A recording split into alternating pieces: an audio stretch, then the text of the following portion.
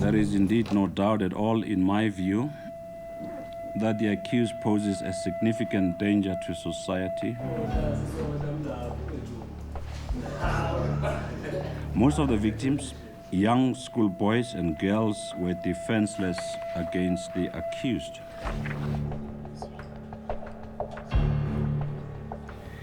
The murder victims were brutally and cold-bloodedly killed with blunt objects such as rocks or sharp, unidentified objects. One only has to view the photographs of the victims to be overcome by the unheralded revulsion.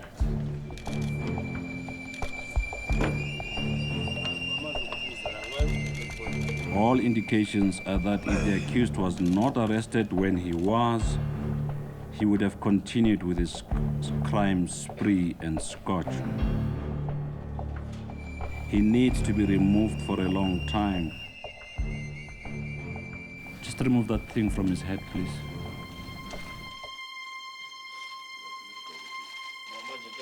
Mr. Dube, it's the last time you have to listen to me now.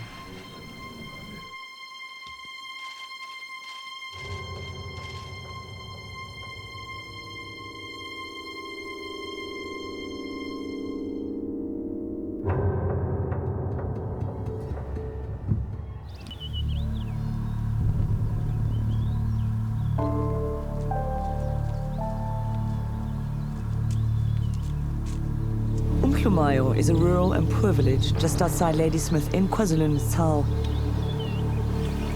It is here where one of South Africa's worst child serial killers was born.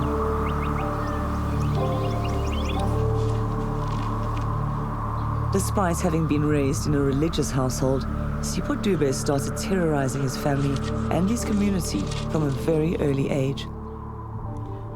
Kakhulukazi ubeganga ekhaya kuthe mangabe sethe ukukhulakhula wathatha manje wathatha wangena nakwana store thathe nane noba iredo lo redo lo uyithole seyishaya nje mhlambe komunye umakhelwane usedansisa izingane yabona ube umuntu nje uhamba nezingane ezincane ezingaphansi kwakhe ube baphatha kahle engabashayi ubefuna nje laba abantwana laba ukuthi nje kuphela nje kudanswe kuphela kuhlekwe kuphela mangabe phethe ibhiya uzabaqhabulisa ibhiya laba abantwana ebaphosisa ibhiya akazubenza lutho.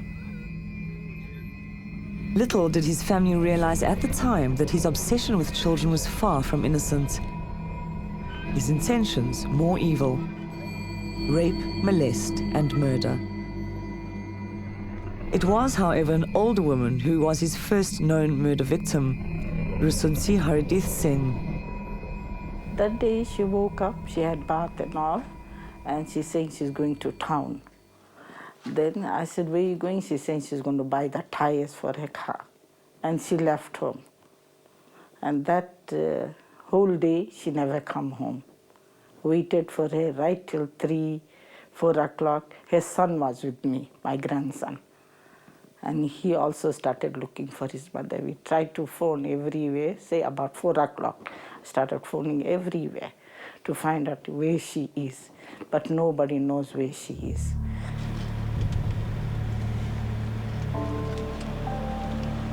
On that day, I was patrolling, and I heard a message from police radio reporting about the person who's suspected to be murdered at a monument. Then I drove quickly there.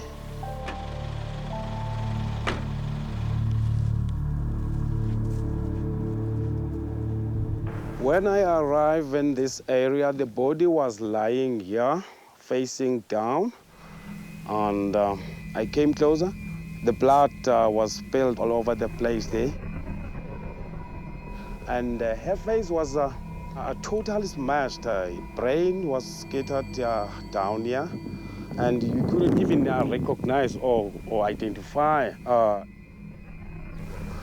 It was a very, very, very horrible scene. It was her body. She was badly bad hit. Her face and all was finished. hardly see the child.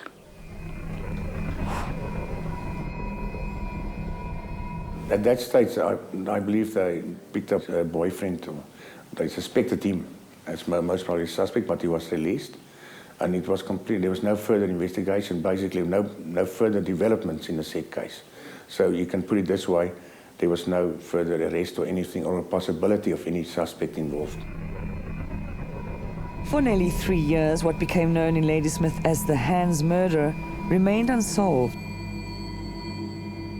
Only due to Sipho Dube's explanation to me, in the fact that he admitted to me that he did it, that's how we solved that case.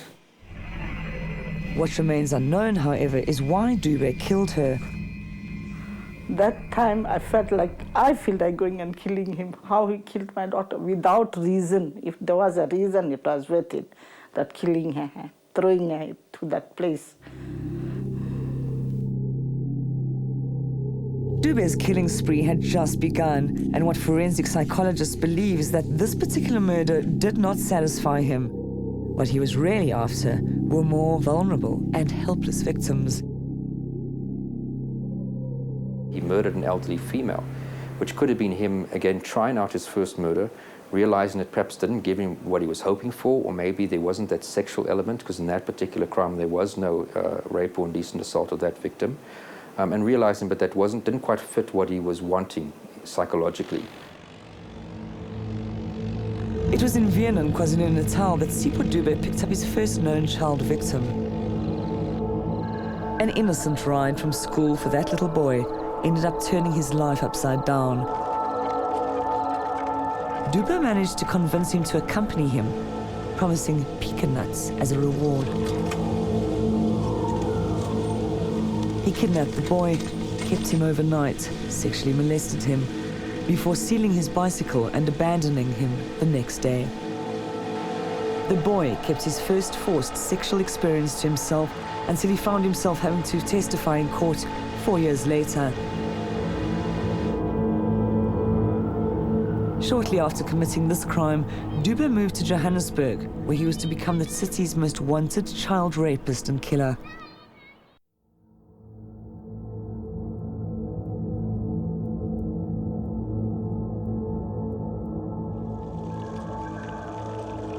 In Johannesburg, Sipho Dube lived like a hobo, sleeping under bridges in informal settlements and hostels. He used con stories to trick children into accompanying him, offering most of them money to help him carry boxes or plastic bags. Once he gained their trust, he would later betray it to quench his thirst for blood, pain, and death.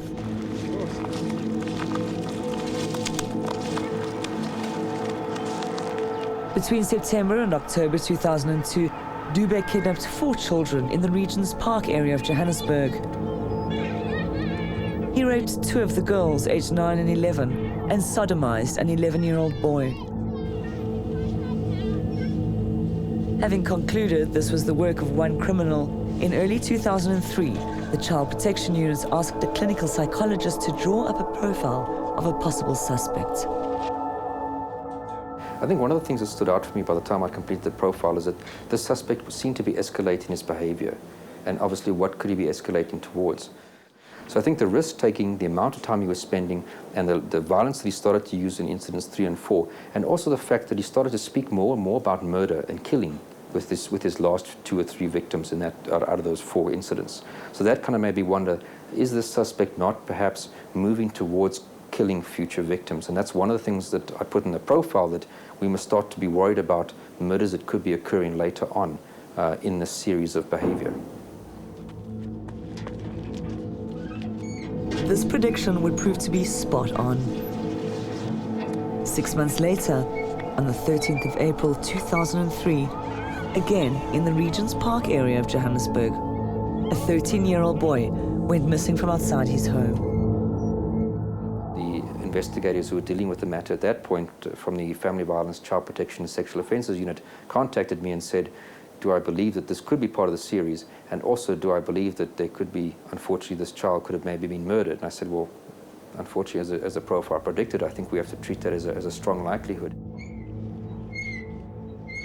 Although the body had been discovered 2 weeks later by the police, it wasn't until 2004 that it was actually linked, that body was linked to being part of our series. So for quite a while longer, in fact the whole of 2003, the investigation team was still looking for a missing person, not yet realizing that that body that had been discovered by the uniform members was actually the person that we were looking for. Thabo Dlongolo's murder would prove to be the beginning of police bungle after bungle as the killer's rampage escalated. His naked and decomposed body was found in a veld near his home, his arms severed and his clothes lying nearby. But police never bothered to trace his family. Instead, he was quickly given a pauper's burial. The clothing was vital in this case, and if that clothing would have been shown in the media, for instance, I think in the beginning, then that case would have sooner been, the child would have been sooner been identified, no doubt in my mind. Over 2 years after Thabo's disappearance, his father was told that his son had been killed and buried as a pauper.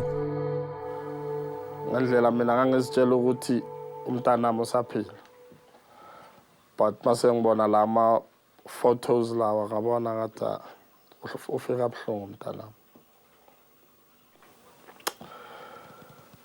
Kunzima ukuphila lo mhlaba. Izinto ezinjalo nje. Ngibuzwile umzimba. Before murdering the boy, Sipho asked him for his father's cell phone number, and that evening called Dlongolo twice, telling him his son was dead and where his body lay. Le information engangibanike yona ukuthi bahambe bayobheka lapha bahluleka. Although sebe pick up isidumbu, bahluleka via ukuthi ubani umuntu owareporta ngaleso sikhathi. Uyazi imistake ikhona. Akekho umuntu olento la ohlala perfect always. Accepta leyo nto le, but okwami kwaba buhlungu ngento eyi-one because mina ngavula i-case azange ngithole support kumaphoyisa. But police who were investigating the case at the time say all the information provided by the family led them to a dead end. They refused to acknowledge that the 2 years it took for them to realize Thabo had been killed by a man they were after was a serious bungle.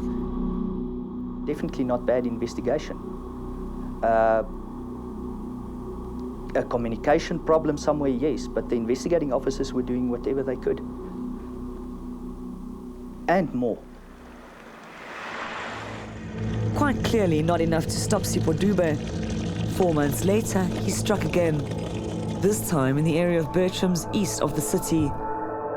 14-year-old Nomnikelo Drumba was found stabbed in the face, neck and chest. Her body lying on the side of a street. Sipho Dube was at the scene of the crime and actually helped police gather evidence, but the cops suspected nothing. Sipho Dube, he's the one who told the police that there's a jacket of Nomnikelo in the mountain, and he goes with the policeman in the mountain to fetch the jacket. And he told the policeman that the child has got spams, you know, and the knife on the hat. But the policemen, they didn't suspect anything. How come? And Sipho's shoes was full of blood. But the policemen, they do nothing about that. It was never reported that there's somebody with blood on their shoes and blood on their hands or whatever. We were aware of looking out for that, but we were definitely not aware that he was in that condition, because that would be an ideal reason. We did arrest people and we did question people in similar circumstances. Why wouldn't we question him then? Dube had once again slipped through the police's fingers and was free to continue on his murderous spree. On the 7th of September 2003, barely a month later, he kidnapped and sodomized a 16-year-old boy east of Johannesburg. 11 days later, he moved south of the city, where he found his next murder victim. 10-year-old Lucanio Kuwane was staying with his aunt while his parents were attending a funeral out of town. Dube lured the boy to his death by offering him money if he helped carry boxes. He later smashed the child's head with rocks, fracturing his skull and damaging his brain. Lucanio was found by a passerby on the side of the road and taken to hospital, where he died. Here too, Dube visited the crime scene and spoke with investigators. It was, however, the boy's family and not the police who traced the child to the Johannesburg mortuary. Like, xa besinika body number, benginalento yokuthi ayulukhanyo, akusingo ulukhanyo lo. Kodwa ke safumana ukuthi moshari nguye. Bekubuhlungu.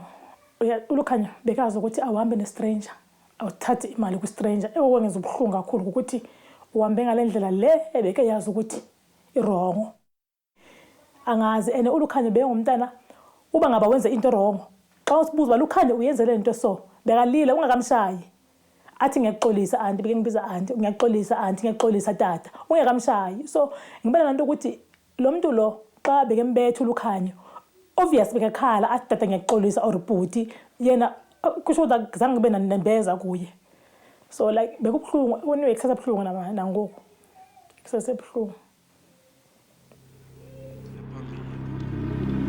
6 days later, Dube used a toy to convince cousins Anele and Siyabonga Mbuku to follow him to their deaths. The boys were 9 and 12. To date, their bodies have never been found, despite Dube having been convicted and sentenced for murdering them. Usipho akachaza ukuthi abantwana bakuphi. Kuthi ukuthi ngalendlela enza ngayo ndithembe besathi ndiyamncenga ngoba sogwetyiwe khawuthi ukuthi abantwana wanibhebhetha nje wathi yena no makuhlukwane naye.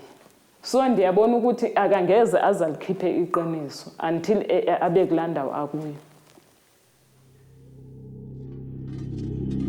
Dube had killed 5 children in 6 months, and with police having missed every opportunity to arrest him, he remained free to continue his monstrous and bloody spree.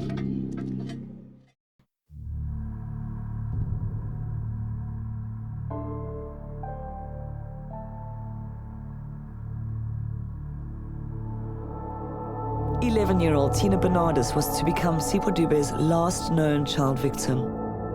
The child's mutilated body was found in a mine dump near the M2 highway in Johannesburg, just a day after her disappearance. Dube used rocks to smash her skull and kill her. Once again, it was not the police, but Tina's uncle, who finally traced Dube to the hostel in Jeppestown. This was supposed to be the end of the road for Sipho Dube, but yet another police bungle allowed Dube to walk straight out of the magistrate's court when he was facing the murder charges. He was rearrested 4 days later. With each bungle, police gave him more time to commit more crimes, and they now admit they could have arrested him earlier. Unfortunately, if you would have concentrated much more, I think we could have stopped him earlier. Definitely, by preventing him from doing more similar type of crimes. But once he was finally behind bars, he confessed to everything and more. Investigators believed he may have been involved in at least half a dozen other murders that they were unable to solve. Why would he point out 2 scenes? Firstly, when he murdered the Indian lady, then when he took the little boy from Vienna. And he also, during that proceedings, he also pointed out a scene where he claimed that he killed the little boy as well. But we couldn't find the docket. We couldn't track down a case docket after intensive investigation. And the same thing he did here in Johannesburg. And we did inquiries, intensive investigation, tried to track it down, go to the mortuaries and establish maybe where is the bodies, if bodies was picked up in the areas. And that's the same situation that we said with the 2 children in Mayfair. That's what I believe. He must have killed more children as well. Right at the early stages, the question arose, isn't there anything mentally wrong with this person? And really nobody, and I say that is everybody involved with this offence, could find any indication that there's anything wrong with him. He got a kick out of this, like all serial killers. But my view, is, of course, is sometimes different than other people. But the main objective is not actually the rape or he wants to be in charge. He wants to kill. That's his main thing. To date, psychologists have not been able to figure out what it is that makes serial killers commit these grisly crimes. And they insist a person's upbringing cannot always be blamed for this behavior. We can't say that traumatic upbringing is a direct cause for serial murder, because the majority of people who experience that don't become serial murderers. When he was about 14 years old, he was involved in a horrific bus accident. He spent more than a year in hospital. He suffered very badly, and to this day he suffers from the injuries that he sustained. And the impression that I got is that after this bus accident, he got no compensation. Nobody ever apologized to him, and he started getting the impression that life in general is not treating him fairly. Dube's mother left him when he was very young to come and find work in Johannesburg. She left him to be raised by his grandmother. His father, a humble and traditional man, says although he did not raise Dube, he taught him right from wrong. Noma ekhulele khona lapha ngangamlahlile ngoba ngangiye ngimbone uthisho nje ngihlala ngenalo njalo enganeni zami iyeqeke leqa ngoba phela abantu abefani athi amaphoyisa utholakale enenkinga nje wathi yena abavele bamsukela nje bathi umbehambela bafanisa nokuthi uyowenza lokho kwasho ukuthi kwayilokho nje. Throughout his trial, Sipho Dube was unrepentant, rude and aggressive, swearing at his victims' families and displaying nothing but contempt for the court.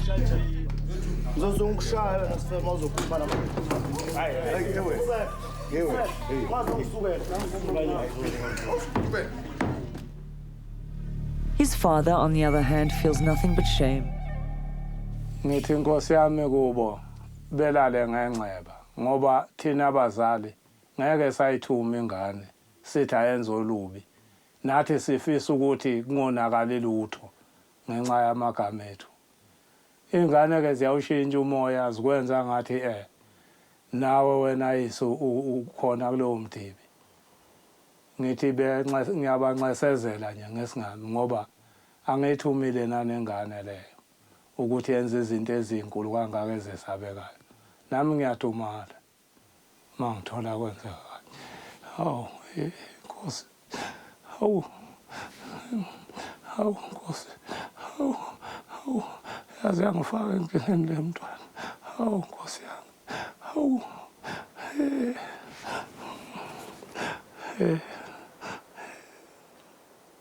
ngakaze ngiyenze into ebuhlungu kangaka. Hawu Nkosi kubuhlungu ukuzala kunzima madoda. Hawu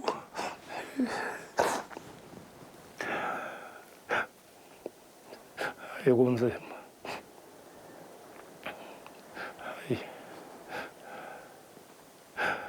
Oh.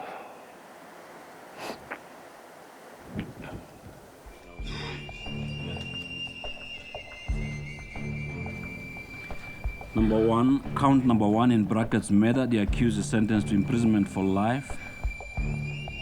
Experts say Sipho Dube will never be rehabilitated. Number 11, count 14 in brackets, rape. Close the brackets. The accused is sentenced to imprisonment for life. And although it is little comfort for those he hurt, the 10 life sentences and an additional 114 years he got for his crimes means justice has finally been served. 28, count 34 in brackets, indecent assault. Close the brackets. The accused is sentenced to 8 years imprisonment. The sentences will run concurrently, meaning Sipho Dube will be gone for at least 25 years. The court will adjourn.